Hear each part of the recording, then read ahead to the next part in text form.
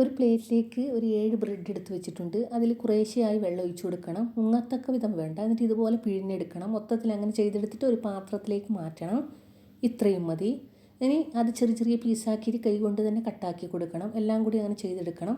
പെട്ടെന്ന് കട്ടായി കിട്ടും. മൊത്തത്തിൽ അങ്ങനെ ചെയ്തെടുത്തിട്ടുണ്ട്. 3 എല്ലില്ലാത്ത ഇതുപോലെയുള്ള ചിക്കൻ എടുക്കണം. എന്നിട്ട് അതൊന്ന് നന്നായി ക്രഷാക്കി എടുക്കണം. അതൊരു പാത്രത്തിലേക്ക് മാറ്റിയിട്ടുണ്ട്. അത് ബ്രെഡിലേക്ക് ഇട്ട് കൊടുക്കാം.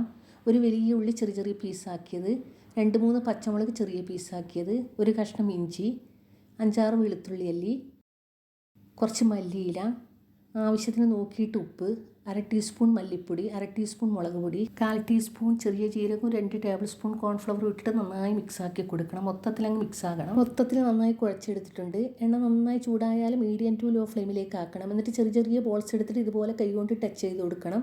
ഏത് ഷേപ്പായാലും കുഴപ്പമൊന്നുമില്ല. ഉണ്ടാക്കി വെച്ചിട്ട് നോമ്പ് മുറിക്കുന്നതിന് 1 മണിക്കൂർ മുന്നേ ഫ്രൈ ആക്കി എടുത്താൽ മതി. അപ്പോൾ നിങ്ങൾക്ക് വേണമെങ്കിൽ ചൂടോടുകൂടി കഴിക്കാം. നല്ല ടേസ്റ്റാണ്. ചൂടോടെയും അല്ലാതെയും തന്നെ നല്ല ടേസ്റ്റാണ്. നല്ല എളുപ്പത്തിലും ടേസ്റ്റിലും ഉണ്ടാക്കാൻ പറ്റിയ ഒരു സ്നാക്സാണ്. മൊത്തത്തിൽ ഫ്രൈ ആക്കി എടുത്തിട്ടുണ്ട്. വീഡിയോ ഇഷ്ടപ്പെടുകയാണെങ്കിൽ മാത്രം സബ്സ്ക്രൈബ് ചെയ്യണേ. ട്രൈ ചെയ്യാത്തവരാണെങ്കിൽ ഇങ്ങനെയൊന്ന് ട്രൈ ചെയ്ത് നോക്കണേ. Thank you. അസ്സലാമു അലൈക്കും.